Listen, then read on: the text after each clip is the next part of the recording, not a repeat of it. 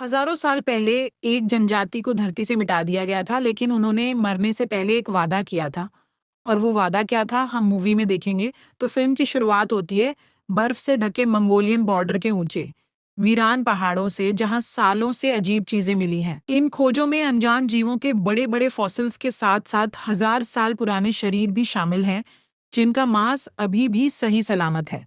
फिर सीन साल 1979 में आता है, जब एक साइंटिस्ट प्रोफेसर यांग कियाओलिन कुनलुन पहाड़ों की जांच के लिए एक स्पेशल टीम बनाते हैं। वह उन रहस्यमयी खोजों के बारे में और जानकारी निकालना चाहता है। फिर हमारी मुलाकात हुबई से होती है, जो इस खुदाई में कड़ी मेहनत कर रहे कई सैनिकों में से एक है। उनका काम बहुत मुश्किल लगता है, जिसका सबूत ये है कि वे अक्सर बहुत ज्यादा थकान के कारण जमीन पर गिर जाते हैं। शुक्र है, प्रोफेसर की बेटी यांग पिंग एक मेडिक है जो जरूरतमंद लोगों की मदद करती है। हुबई के बयान के अनुसार उसे पिंग से एक गुप्त लगाव है और उसे लगता है कि वह उसे बहुत समय से जानता है। कई दिनों की मेहनत के बाद टीम को एक बड़ी खोपड़ी मिलती है, जिसे देखकर सब हैरान रह जाते हैं। कुछ देर बाद गुफा हिलने लगती है और आखिरकार इससे एक बड़ा धमाका होता है, जिससे पूरा कैंप तबाह हो जाता है। खतरा भांपकर कमांडर हान जू यांग के अंडर हथियारबंद सैनिक गुफा के बाहर मुकाबले के लिए तैयार हो जाते हैं। हालांकि बाहर आने वाले लोग सिर्फ प्रोफेसर यांग और कुछ बचे हुए वर्कर हैं। ऐसा लगता है कि धमाके से गुफा के अंदर एक रास्ता खुल गया है, इसलिए हान पूछता है कि क्या कोई प्रोफेसर के साथ इसकी जांच करना चाहता है।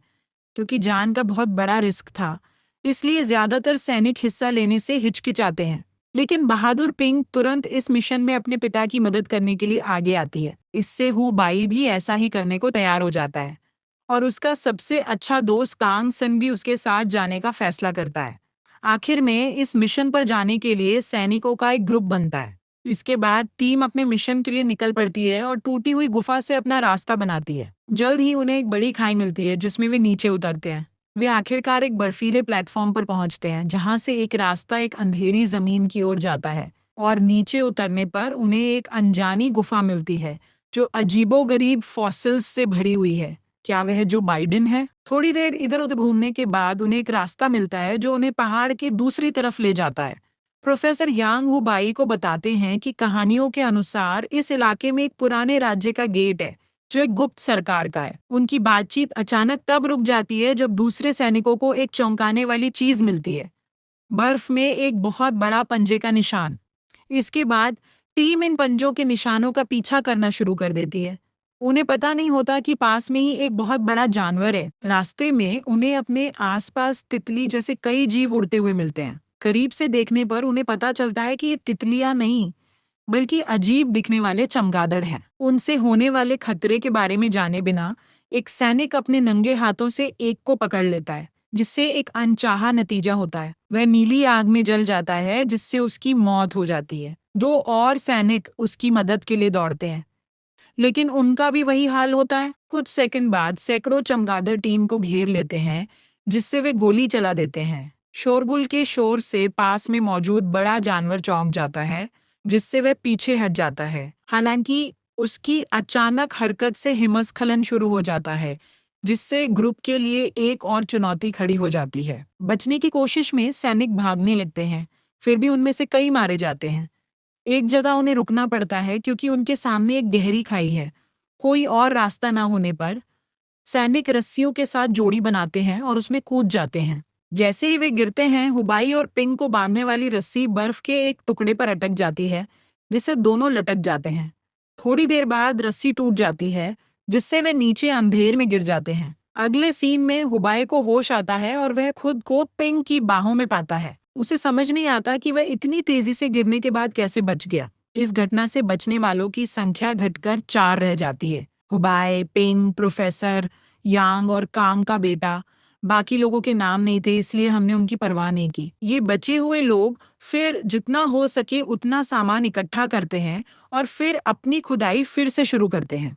आखिरकार वे एक बड़ी गुफा के पास पहुंचते हैं, जिसके बीच में एक ऊंचा टावर है। प्रोफेसर इस जगह को कुनलुन का पवित्र महल मानते हैं। कहा जाता है कि टावर में 9 लेवल हैं, जहां राक्षसी जीव फंसे हुए हैं। प्रोफेसर यांग फिर घुटनों के बल बैठते हैं और एक मोमबत्ती जलाते हैं आग से तुरंत एक लपट उठती है जो चमगादड़ों के झुंड को बुलाती है जो टावर को घेर लेते हैं। इसके बाद वह कांग के बेटे की चेतावनी को नजरअंदाज करते हुए हुबाए और पिंग को टावर के एंट्रेंस पर भेज देती है। जैसे ही दोनों हाथ पकड़कर अंदर जाते हैं, ऊपर एक छेद दिखता है जिससे तेज रोशनी निकलती है। इसके तुरंत बाद गुफा कई आत्माओं से भरने लगती है। ये मानकर कि उन्होंने शैतान के दरवाजे खोल दिए हैं, कांग का बेटा तुरंत मोमबत्ती बुझा देता है जिससे पूरी प्रक्रिया रुक जाती है। बदकिस्मती से इसके नतीजे में गुफा गिरने लगती है और चमगादड़ उन पर हमला करने के लिए वापस आ जाते हैं। आने वाले खतरे को भांपकर कांग का बेटा चमगादड़ों का ध्यान भटकाने के लिए खुद को कुर्बान कर देता है जिससे ग्रुप के बाकी सदस्य भाग सकें। वे तीनों किसी तरह बाहर निकलने का रास्ता ढूंढ लेते हैं, लेकिन वे एक झरने के पीछे ऊंचे किनारे पर है। अपने अगले कदम के बारे में सोचते हुए चमगादड़ उन्हें पकड़ लेते हैं और हमला कर देते हैं। हुबाई आग से उन्हें रोकने की कोशिश करता है, लेकिन एक चमगादड़ उसे पीछे से मार देता है। निकलती आग को देखकर पिंग जल्दी से उसे पानी में धकेल देती है और फिर अपने पिता के साथ कूद जाती है। हुबेई उसे पानी के नीचे ढूंढ लेता है, लेकिन जल्द ही एक बड़ा पानी का जीव उसे अपने साथ ले जाता है। इसके बाद दुखी हुबेई तैरकर बाहर निकलता है और बेस पर वापस जाता है। वहां पहुंचकर उसके घावों का इलाज होता है, जबकि हान उसे बताता है कि वह अकेला जिंदा बचा है। कमांडर आगे बताता है कि उन्हें अपने सभी सैनिकों की लाशें मिल गईं, सिवाय पिंग और उसके पिता के। अपनों को खोने से दुखी हुबाई सब कुछ छोड़ने का फैसला करता है और बिना किसी को बताए घर लौटने के लिए ट्रेन पकड़ लेता है। स्टेशन पर उसका नया मालिक मिस्टर वांग उसे लाइब्रेरियन की नौकरी देता है। उसके बाद से वह वहीं काम करना शुरू कर देता है और शांति से जिंदगी जीता है। एक दिन एक लोकल बार में लंच आउटिंग के दौरान हुबाई अचानक अपने बचपन के दोस्त काई जुआन से मिलता है, जो एक एंटरटेनर का काम करता है। अगले दिन काम पर उसे प्रोफेसर यांग की लिखी एक किताब मिलती है। उसे पढ़ने पर उसे उसी डेमन टावर का कई सामान मिलता है, जिससे उसे एहसास होता है कि प्रोफेसर को इसके बारे में शुरू से ही पता था। जैसे ही वह छूटे हुए डॉट्स को जोड़ता है, उसे समझ आता है कि सिर्फ वही औरत ही डेमन टावर को एक्टिवेट कर सकती है, जिससे पता चलता है कि प्रोफेसर यांग ने उन्हें पहले क्यों भेजा था। इस बीच कमांडर हान और उसकी टीम को एक ताबूत मिलता है जिसमें पिंग जैसी दिखने वाली एक जिंदा औरत है। वे उसे शर्ली कहते हैं। इस औरत के पास एक बेकाबू रहस्यमयी ताकत है, इसलिए ऑफिसर्स को उसे एक ऐसे कमरे में बंद करना पड़ता है जिस पर कड़ी नजर रखी जाती है। 3 साल बाद हान की टीम प्रोफेसर यांग को ढूंढती है और उन्हें उसी समय अपने हेडक्वार्टर ले आती है। वेस्ट चाइना में ऑयल सिटी पर रहस्यमयी बड़े जानवरों का हमला होता है, जिससे बहुत ज्यादा तबाही होती है। जब प्रोफेसर यांग को ये पता चलता है तो वे ये थ्योरी देते हैं कि टावर के एक्टिवेट होने से स्पेस और टाइम में गेटवे खुल गए हैं, जिससे शैतानी जीव धरती पर घुस सकते हैं। गहरी जानकारी पाने के लिए प्रोफेसर मिलिट्री हेडक्वार्टर से चुपके से निकल जाते हैं। इन शैतानों के आने का असर हुबाई पर भी पड़ता है, क्योंकि उनकी पीठ पर बना निशान परेशानी का सबब बन जाता है।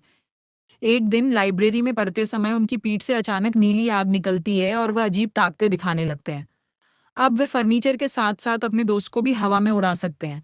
थोड़ी देर बाद मिस्टर वांग आते हैं और हो रहे हंगामे को देखने के बावजूद वे बहुत शांत दिखते हैं। वे जल्दी से सिचुएशन पर कंट्रोल कर लेता है और चीजें नॉर्मल हो जाती हैं। क्या हो रहा है ये पूछने पर मिस्टर वांग बताते हैं कि पहले के बैट अटैक की वजह से हुबाई का खून शैतानी ताकत से खराब हो गया है। उनके मुताबिक हुबाई में अब बहुत ज्यादा ताकत है, लेकिन इसका इस्तेमाल उसे नरक में ले जा सकता है। हुबाई हैरान होता है कि उसे यह सब कैसे पता है, और हुबाई अपनी साइकिक पावर का इस्तेमाल करके लाइब्रेरी को एक पुराने मकबरे में बदल देता है। आखिर में वह खुद को सूलिन देश के प्रिंस ही का प्रोटेक्टर बताता है। वह आगे बताता है कि प्रिंस ही हुबाई से पहले के थे और वही थे जिन्होंने धरती पर कब्जा करने वाली शैतानी जाति के खिलाफ इंसानों को लीड किया था। प्रिंस ही ने टावर को सील करने के लिए अपने शरीर का इस्तेमाल किया, जिससे ज्यादातर शैतान अंदर फंस गए, लेकिन उनमें से कुछ ने इंसानी रूप ले लिया। ये शैतान अब हुबाई को ढूंढ रहे हैं, क्योंकि वही अकेला टावर खोल सकता है। मिलिट्री हेडक्वार्टर में वापस शर्ली को अपनी यादें वापस मिल जाती हैं और हैरानी की बात है कि वह हुबाई से मिलने की इच्छा जाहिर करती है। नतीजतन हान उसे ढूंढ लेता है और लाइब्रेरी में उससे मिलने जाता है। शुरू में वह दोबारा मिलिट्री फोर्स में शामिल होने से मना कर देता है, लेकिन पिंक जैसी दिखने वाली औरत के बारे में जानने के बाद वह अपना मन बदल लेता है। हान उन्हें उत्तरी चीन ले जाता है, जहां वह उन्हें उस टीम से मिलवाता है जो प्रोफेसर को खोजने के मिशन पर जाएगी। ग्रुप में चेंग डोंग नाम का एक लड़का, एक जवान औरत वेई वेई, शर्ली और दूसरे सैनिक हैं। शर्ली को देखकर हुबेई इमोशनल हो जाता है और उसे पिंक कहता है, लेकिन वह खुद को शर्ली कहने पर अड़ी रहती है। फिर ग्रुप अपने मिशन पर निकलने से पहले हथियार और सप्लाई तैयार करता है। वे ऊंटों पर सवार होकर रेगिस्तान से गुजरते हैं। अपनी यात्रा के एक मोड़ पर वे रेत के तूफान की चपेट में आ जाते हैं, जिससे उन्हें अपनी जान बचाने के लिए भागना पड़ता है। इस वजह से काई जुआन और 3 दूसरे सदस्य ग्रुप से अलग हो जाते हैं। कई दिनों तक लगातार यात्रा करने के बाद हुबेई का ग्रुप ऑयल सिटी के खंडहरों पर पहुंचता है, जबकि काई जुआन का ग्रुप अभी भी रेगिस्तान के बीच में है। जब अचानक उन पर शैतानी जीव हमला कर देते हैं, तो काई जुआन का ग्रुप खुद को बचाने की पूरी कोशिश में और भी बढ़ जाता है।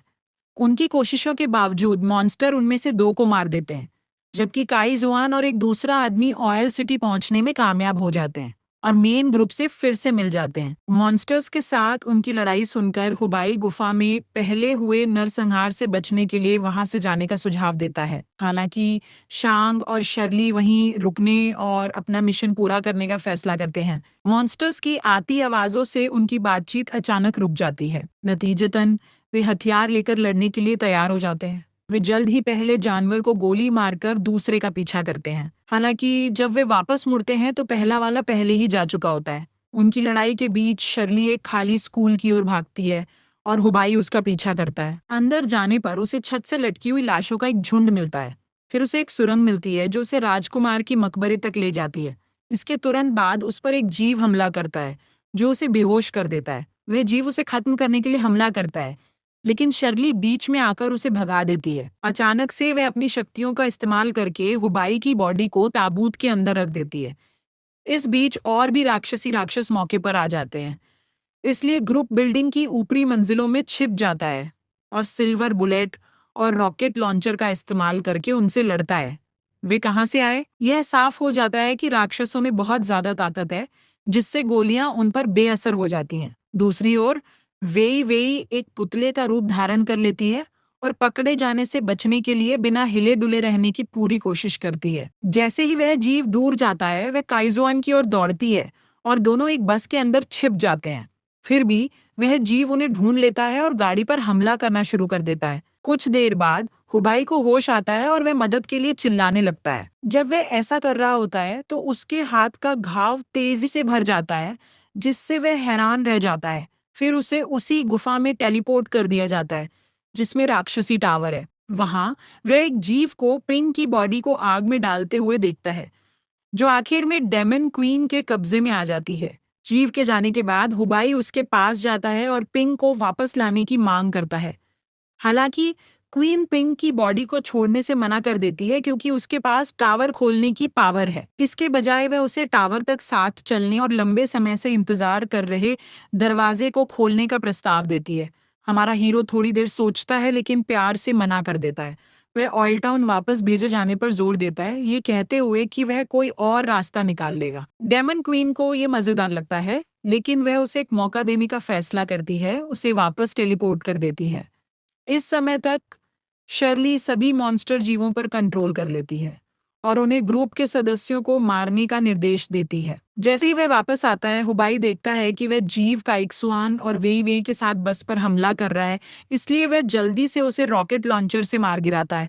यह देखकर दूसरे जीव उसकी तरफ दौड़ते हैं, लेकिन शर्ली उसे बचा लेती है, ये जानते हुए कि वही टावर का दरवाजा खोलने की चाबी है। फिर वह उसे अपनी बाहों में पकड़ लेती है और उसकी सुरक्षा का भरोसा दिलाती है। लेकिन हुबाई, जिसे पता चलता है कि पिंक कभी वापस नहीं आएगा, एक पिस्तौल निकालता है और उसे 3 बार गोली मारता है। इससे सभी जीव गायब हो जाते हैं और शैतानी टावर टूट जाता है। अपनी आखिरी सांस में वह मानती है कि वही अकेला है जो उसे मार सकता है। फिर वह अचानक उसे किस करती है और फिर जमीन पर गिर जाती है। कुछ देर बाद शर्ली पिंक में बदल जाती है, जो उसे आखिरी बार देखकर खुशी जाहिर करती है। लेकिन हुबाई अभी भी उसे खोने के लिए तैयार नहीं है। वह उसे उठाकर राजकुमार के ताबूत के पास ले जाता है, इस उम्मीद में कि शायद वह उसे ठीक कर दे। वह उसके बगल में लेट जाता है और धीरे से अपने माथे से उसका माथा छूता है, जिससे उसके बचपन की यादें ताज़ा हो जाती हैं। पता चलता है कि पिंक के पास एक अंदरूनी सुपरनैचुरल ताकत थी, मरे हुए लोगों को जिंदा करने की ताकत। इससे पता चलता है कि हुबाई पहले गहरे और अंधेरे गड्ढे में गिरने के बावजूद कैसे बच गया। हालांकि पिंक की मां ने किसी वजह से उसे इन शक्तियों का इस्तेमाल करने से मना किया था। एक दिन उसकी मां नीली आग में जलने के बाद गुजर गईं, जिससे पता चला कि वह उन राक्षसों की वंशज थीं जिन्होंने इंसान का रूप लिया था। सपना खत्म होने से पहले पिंग हुबाई के लिए अपने बिना शर्त प्यार का इजहार करती है और उससे अपने पिता को ढूंढने की रिक्वेस्ट करती है। इसके साथ ही वह मर जाती है। उसकी मौत ने हुबेई को तोड़ दिया, लेकिन उसी दर्द ने उसे फिर से खड़ा भी कर दिया। कभी-कभी किसी की आखिरी इच्छा हमारी जिंदगी का नया मकसद बन जाती है। अगर आपको ये सफर पसंद आया हो, तो वीडियो को लाइक जरूर करें और कमेंट में बताइए, क्या हुबेई अपना मिशन पूरा कर पाएगा? ऐसी ही रहस्यमयी और दिल छू लेने वाली कहानियों के लिए चैनल को अभी सब्सक्राइब कीजिए, क्योंकि यहाँ हर कहानी सिर्फ खत्म नहीं होती, एक नई शुरुआत छोड़ जाती है।